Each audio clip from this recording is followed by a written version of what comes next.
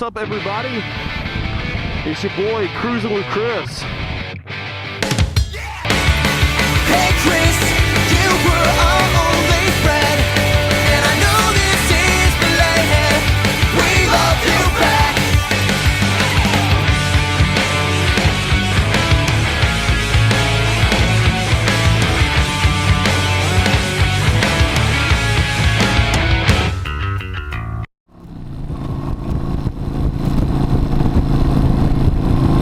Good morning, everybody. Well, it may not be morning when you're watching this, but it's morning when I'm recording this. So, yeah, I've tried to do 2 recordings over the weekend, and neither one of them worked out. Yeah, both times the battery died in the GoPro. You would think after the first time that I would say, okay, I'll just charge the GoPro. So I have 3 batteries. And so when I realized the battery had died, I just popped a new battery in. And then I did a good bit of recording Sunday. I don't know if you noticed, but Sunday I posted a new intro video. It's the same intro video, I just added a couple more things to it. But all that recording was done on Sunday. So, but yeah, I don't have any vlog footage for this weekend, even though I recorded twice. Really blows.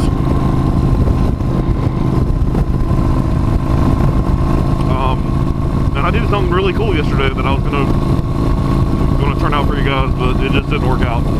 So I'll have to do it again. I don't want to spoil it, so I'm not going to say what I did yesterday. But yeah, it's gonna be a lot of fun when I get it together. So anyways, all that vlogging I did, gone. So I got to start fresh. Woohoo! And so one of the things that I was vlogging about Saturday was kind of an update on things, and you can probably see some of it already. I got rid of the writing on the screen. I was concerned it was blocking up some vision for you guys. You weren't able to see the road as well as I'd like you to. So there's that.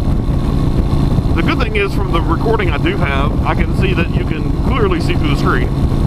Except for this one little stripe here that I've yet to figure out how to get rid of.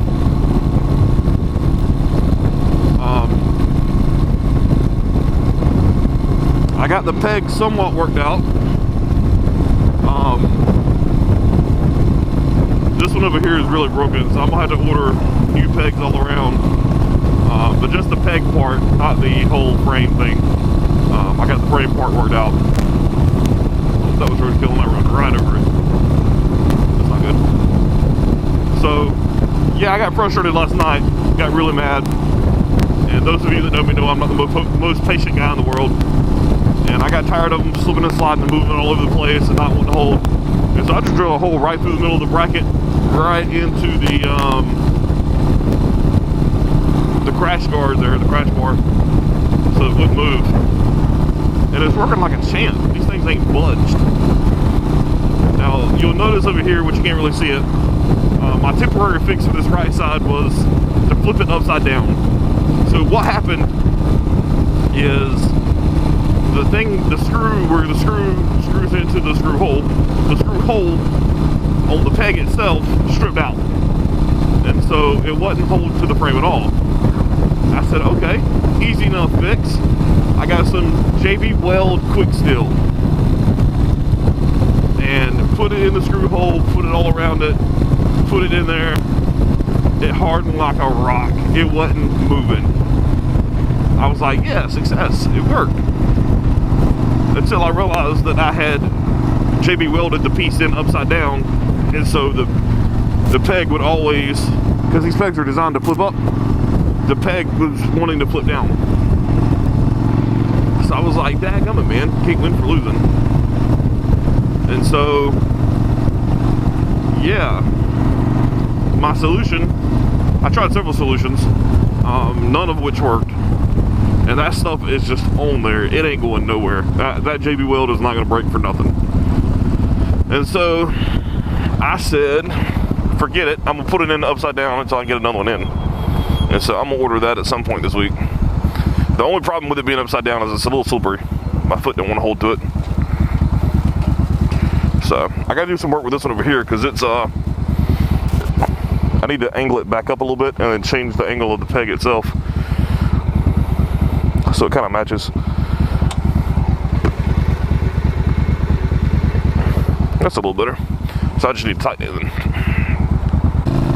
So I'll probably fast forward through that red light. I've got where I don't like talking at red lights anymore because you can hear my breath sound so bad.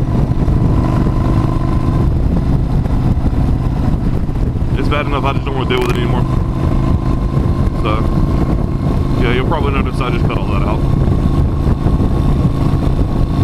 But yeah, so that's worked out. The blinker. The last time we talked, the blinker was hanging off the bike. It turns out a screw just fell out of it, so I replaced the screw, and it's back in. It hadn't moved or budged. And then the place where it broke, I had duct tape on it. I took the duct tape off and retaped it with some electrical tape. It looks better than the duct tape did. It's not a permanent fix. The permanent fix is to replace it. But I run into a little snafu with the new ones I got, and I'm not exactly sure how I want to put the new ones on. As is, they're not going to fit in the existing hole. So I'm either going to have to modify the light itself to make it fit the hole. I'm going to have to make a bracket for that hole and just kind of pull them off to the side. Or I'm going to have to move the new lights to like the fender and then put something else in that hole. All three have pluses and minuses, so I'm just trying to figure out right now which path is going to be the best path to make me most happy. Right now I'm not really leaning towards one way or the other. Always seem to be applicable at this point.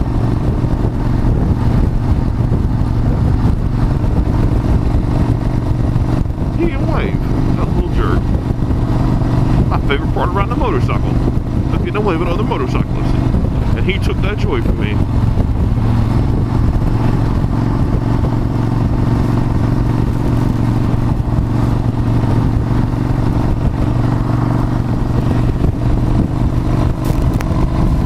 I used to see that when I was a kid riding in the car, you know.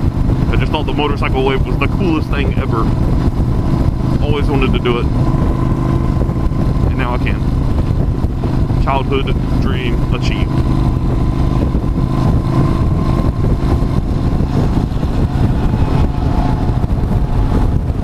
Which, this isn't my first bike. I've had a bike before.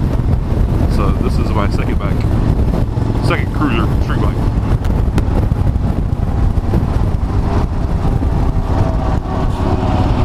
My first bike was a Honda GL 1100. It was a Goldwing that the guy before me had removed all the fairings and all the bags and all the windshield pieces and stuff, the wing on the front, and it was what they call a naked wing.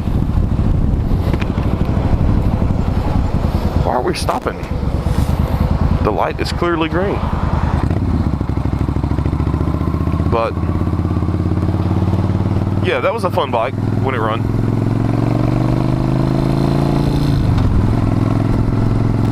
That bike had a tendency of not running more than it run though, and that was a problem for a college kid that didn't know how to work on bikes.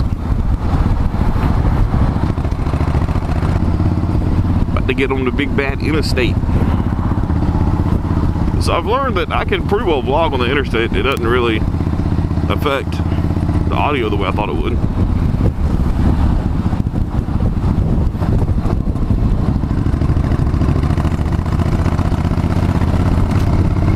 You gotta go. You gotta get out of the way.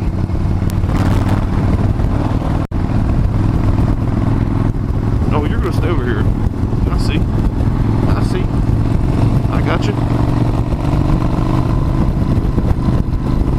Got you some fishing poles. About to go catch you some fishes. Catching them fishes. Got cruise control set. Got my feet up. I can just lay back and enjoy the ride.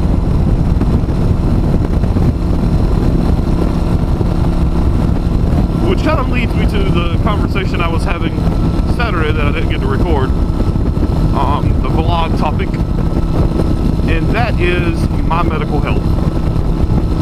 I've been getting a lot of questions about it lately, about different things, and I've been to a lot of doctors over the past 2 years, a lot of specialists actually. Got a couple different things going on, and I've been getting a lot of questions as to what the final update is on all that. And so we'll start from the top. About 2 years ago, I started having stomach issues. Well, I've always had stomach issues, but the stomach issues started getting a lot worse in a lot of different ways. So for one, I started having issues where, like, every morning I got up, I would throw up. And I was throwing up like whole food from the night before, not like digested processed food, which was a problem. And so we went and did all these studies and all these radiology tests and all this crap.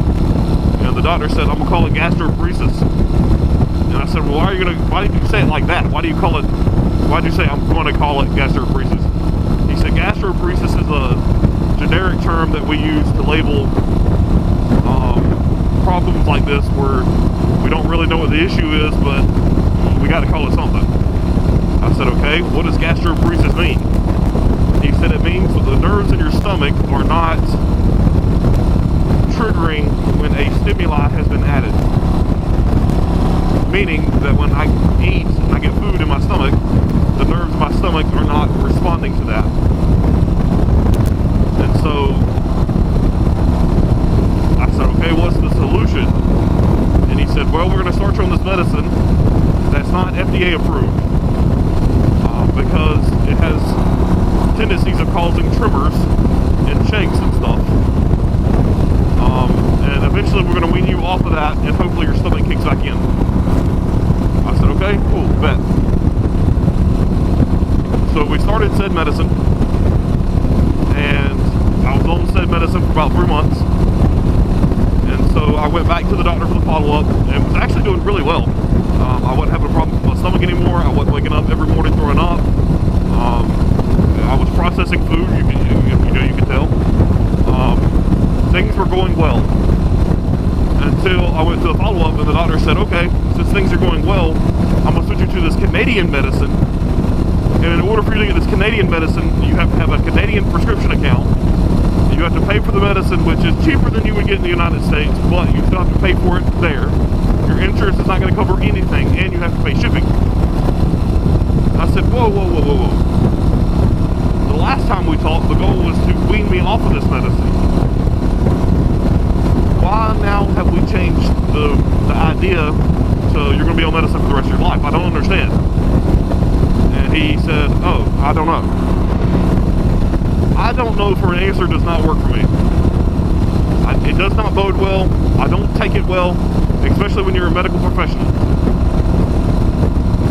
If you had a legitimate reason for that change in mindset, then okay, I might would have bought into it. But you did not. You just said, I don't know.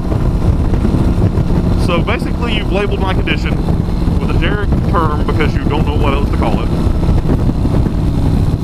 And then on top of that, now you're telling me you don't know why one thing is working and why you want to switch and not do your original plan.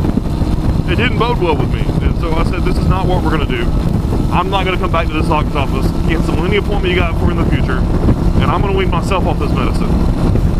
And that's what I did. I had enough to get by for like another month. And so what I did was I started weaning myself off the medicine slowly, which made the medicine last for about 2 months or so. And I did. I weaned myself off the medicine. The problem has been better since then. I still have bad days, but they're not as nearly as numerous as the good days. Another big part of the thing, and this is something I learned from my personal research, is the food you eat impacts the way your stomach digests a lot. And so that was another thing I started doing, was learning what foods to avoid. And it's obvious that certain foods had a different effect on me than other foods. Leafy greens, for example, do not bode well with my stomach. And I'll give you a prime example, spinach.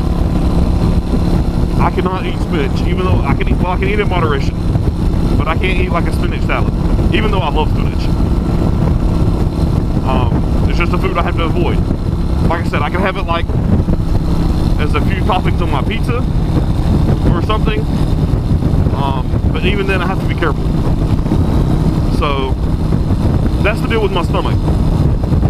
Now let's move to the next problem I've been having, which is the big one. It's the reason I had to stop playing at my church for about 3 or 4 months. And that's the wrist, the hands, etc. So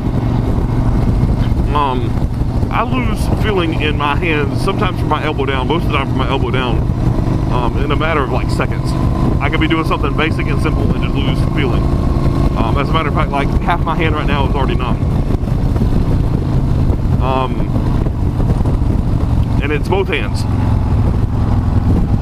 So I went to the chiropractor because that's what the wife had suggested. And I love my chiropractor, Bart Wetherington. If you don't go to him and you're in the Savannah area, you should try him out. Dude is awesome.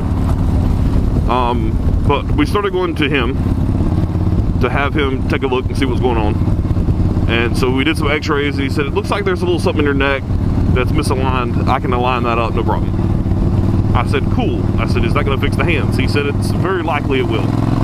You know, nerves and stuff do funny things when under pressure. I said, okay, cool.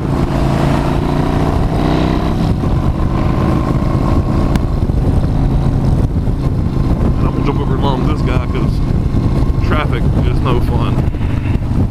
And you're better, safer in numbers. Hope he doesn't mind. So, but yeah, anyway, so I started going to the chiropractor and problems started getting worse, actually. As a matter of fact, I started developing issues in my neck and in my shoulders, which I didn't have before. I'm gonna talk to this guy.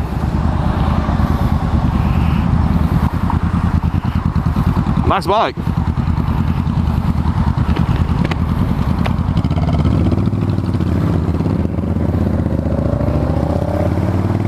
I can't really tell what that is, actually. I'm not sure.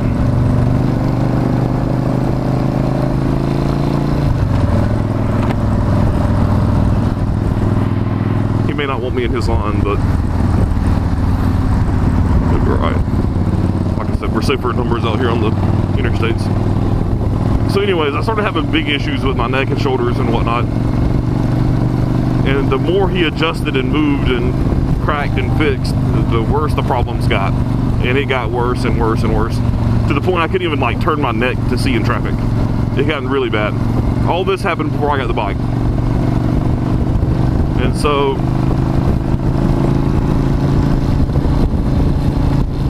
he wanted to send me off for an MRI.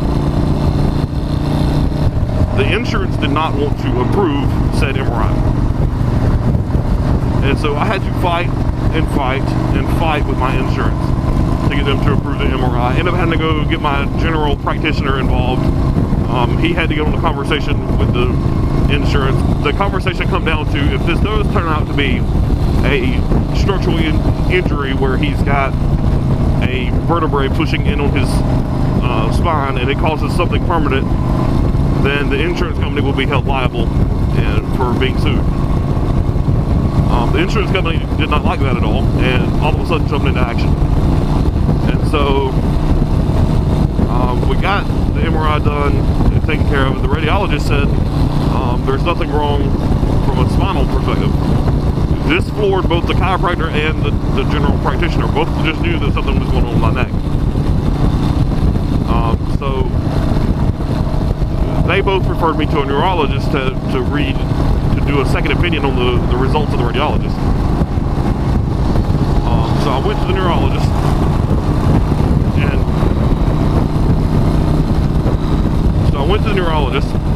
and he took a look and said that he absolutely agreed with the opinion of the radiologist that there was nothing wrong with my neck, that the spine was exactly perfect.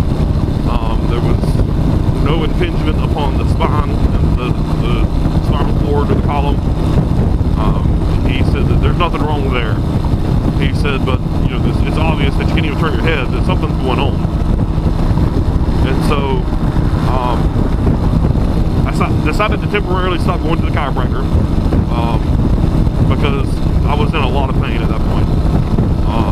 And I just felt like going to the chiropractor, things were not going to work better at that point. And so, not that it was the chiropractor's fault, just that things wouldn't get better by going to the chiropractor. And so I wanted to stop going for a little while.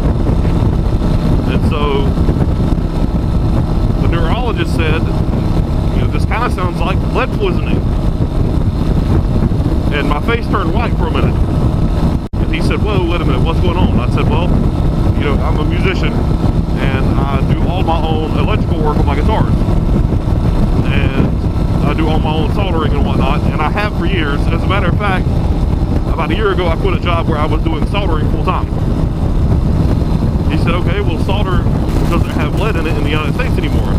I said, yeah, I've been importing my solder from China since I was in high school because of the fact that Chinese solder has lead in it. And he said, well, why would you do that? Well, because lead solder's better. It sticks to metal better than straight tin does. And so he said, well, that's really stupid. I said, well, I have never been called something otherwise, so yeah. And so that doctor was convinced it was lead poisoning. So sent me off for $2,700 worth of blood work. That is a lot of blood work.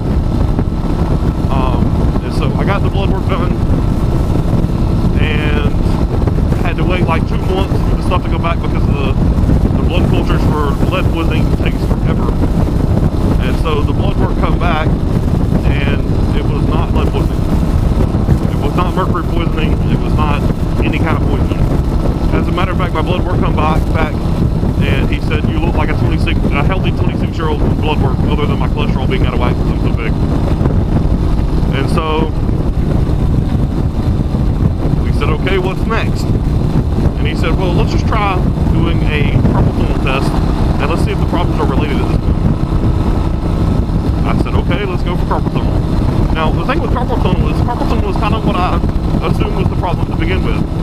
And the reason I say that is because my mom has carpal tunnel, and I've seen some of the symptoms she has, and I just kind of figured that the symptoms I were having at least explained the arms and wrists. The neck problems I didn't know where it was coming from, but it at least explained the wrists and hands. And so we went to the carpal tunnel test. If you've never had one, they suck. The doctor's going to tell you, oh, it's no problem, it's just a little pinch. Nah, chief, it sucks. So the first part of the test is they shock the ever-loving crap out of you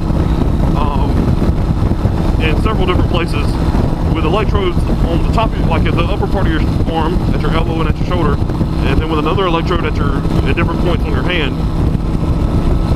And the goal is to see how the electricity travels from one point to the other. It sucks. It really, really sucks. And then in the process, they found out that I don't know if my nerve runs the wrong way or if it doesn't run the way as normal people, or if I have an extra nerve. I don't remember what they said. But basically, the nerve is supposed to run on the pinky side of your hand, and mine runs on the thumb side of my hand, both parts of the nerve, whatever. And then I have another nerve that runs over here on the pinky side.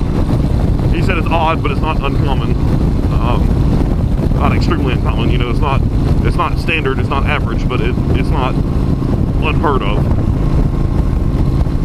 And so then after the electrical part of the test, they said, we have some results, but we have to confirm it with this part of the test. I said, what is the next part of the test? And he brought out a needle. And I'm not afraid of needles. I have tattoos. I have 3 on my finger. I have 1 on my arm. I have my ears gauged and everything. I'm not afraid of needles. This needle was so long. Like, holy crap.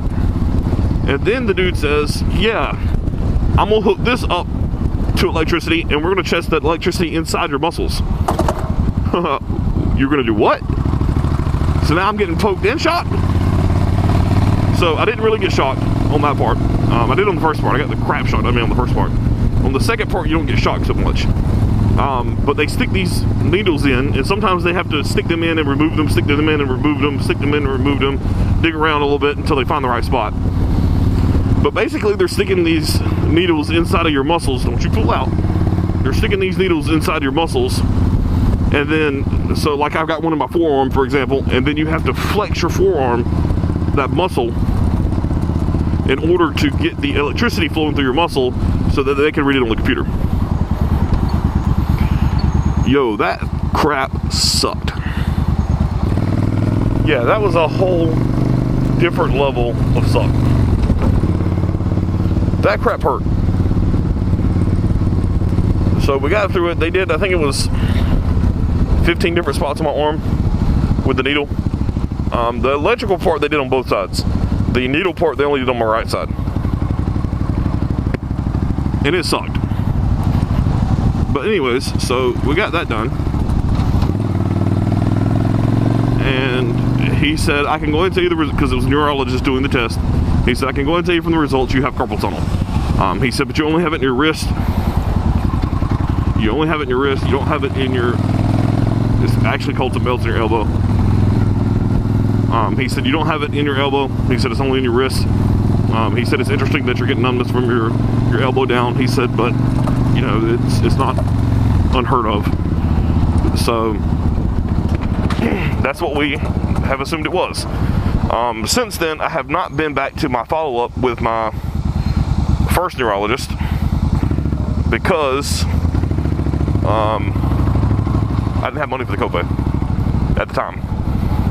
At the time of the appointment, I didn't have the money for the copay, and I just didn't go back because I'm a bad boy. I probably should, but the first neurologist, well, the neurologist that performed the test, told me that there's pretty much nothing that they can do. Now, at this point, you're probably saying, hold up, Chris, there's a surgery for that. They can fix that. So, yes, there is a surgery for that, but they're not going to perform it. There's 3 different levels of carpal tunnel. There's mild, moderate, and severe. And it all has to do with the amount of impingement that the carpal tunnel is placing on the nerve that runs through the wrist. So the guy told me, the neurologist told me, that they do surgery based on the level of impingement on the nerve. If it's mild, they don't even operate. If it's moderate, they see how the person is doing and operate based on how the person is doing. If it's severe, they don't operate. If it's severe, they operate. I am mild. I have a mild impingement. And so, with that mild impingement, they won't operate. There's no medicines you can really take. You just kind of have to suck it up and deal with it. Now, the amount of impingement has nothing to do with the amount of pain that the person experiences. Can't believe I just stalled my bike out in the middle of Victory Drive.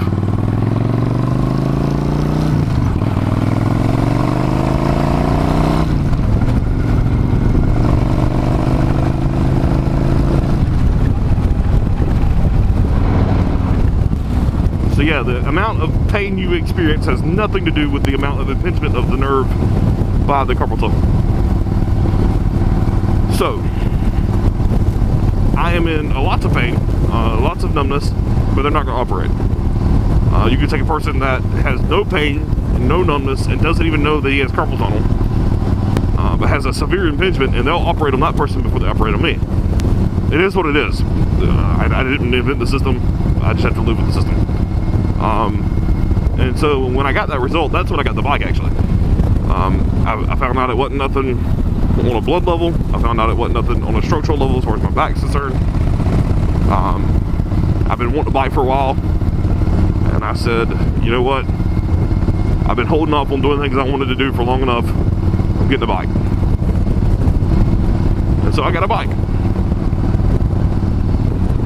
And so yeah, and I've been enjoying it. There's little things I have to do that you've probably noticed that seem odd for somebody riding a bike. When my hands go numb and stuff. I'm actually doing one of them right now. So I have a cramp buster, as you can see here. Cramp buster over here. Sometimes you'll see me like doing this right here, or doing this right here. I'll use that crank buster to, it's not the way the crank buster was designed to be used, but it's how I use it a lot of times. Just to try to relieve some of the pressure on my wrist, because my wrist goes numb, or I can't feel my wrist, or my wrist is like cramping and in pain. It kind of depends. That's one of the things I do. You've probably heard me say I've got cruise control set before. I do have a throttle lock installed for cruise control. Well, why you're pulling so far back? So this is a throttle lock here. Basically, if you twist the throttle and push that down, it pushes against the brake lever and holds the throttle in one position. But it's not like a ton of force that you can't roll off. It just rolls right around. So I can just roll the throttle off and it rolls off the throttle lock. It's not a perfect system. Sometimes it can be a real jerk to set,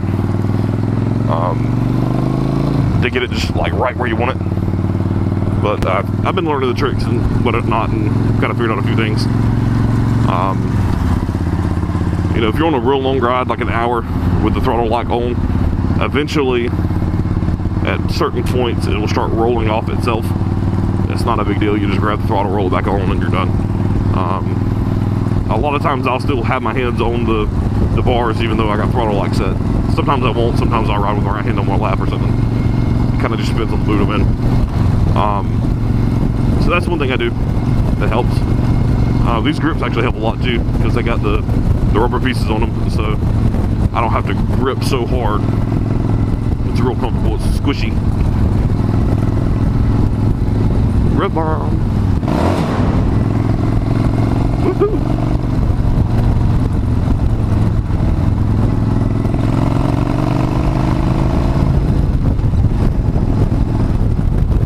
So yeah, that's a couple of things I do to help. I sleep with braces now on both ends. I can't really tell if that makes a difference or not. I feel like it's made some difference, but not enough difference to be like, oh, I'm completely pain-free now, because that's not the case whatsoever. So it's after work now, and I kind of wanted to finish my thought from earlier today when I was coming into work. Just kind of want to finish what I was saying. So, you know, I was talking about how I have to do things differently. You know, that's carried over not just from the bike, but I have to do things a little differently playing guitar and stuff now too. It's kind of interesting.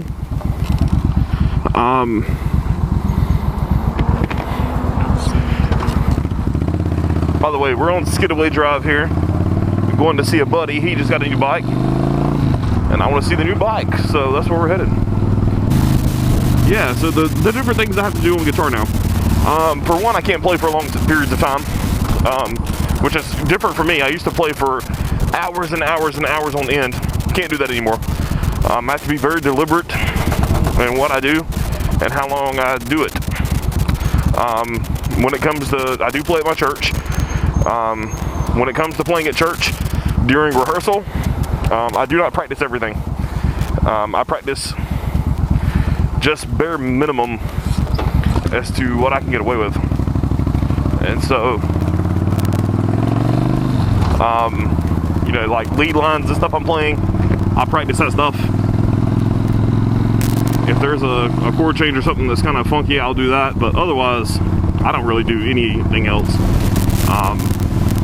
In a 30-minute rehearsal, I may play a grand total like 2 minutes. That's just how I have to do it. And then in service, I try to play as much as I can. And in times when we're not playing, I think I turn here.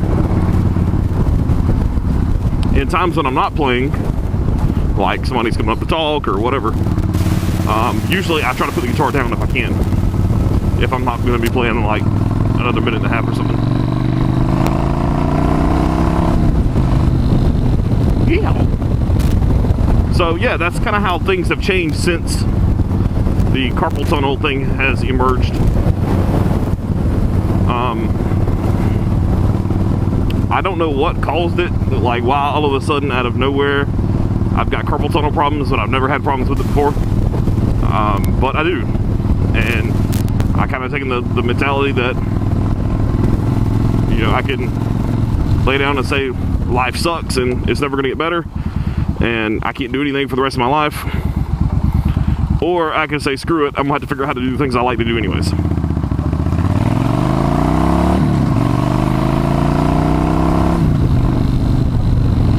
And that's kind of the mentality I've taken is, you know, it doesn't matter. I'm going to try to figure out ways to do what I like doing. Just riding motorcycles and playing guitar and playing piano too. I like doing that. So that's me. That's how I'm going to do me. I encourage you to get out and do you, whatever that means. Even if it means getting caught by every red light in Savannah. So throughout the course of riding today, I've learned that this peg over here is in the way of everything. It feels great where it's at, but it's just in the way. So what I might do when I get these new pegs in is I might flip them up, even though they'll be upside down. Flip them where because the angle, if you look, the angle part over there is supposed to be facing downward. I may go ahead and put that where the angle part is facing upward, but the rubber part's also upward. It's not the way they're supposed to go, but who cares about what's supposed to happen? Now, I don't know where we're at, but that's kind of pretty over yonder. That's some water. You see the water? The fun parts of living in coastal Savannah. Take random roads through the middle of Savannah and then all of a sudden water. You come up on the water.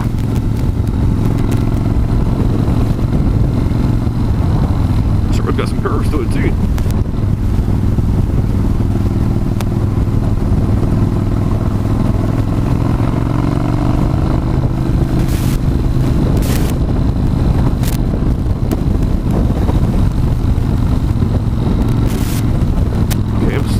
Right up here.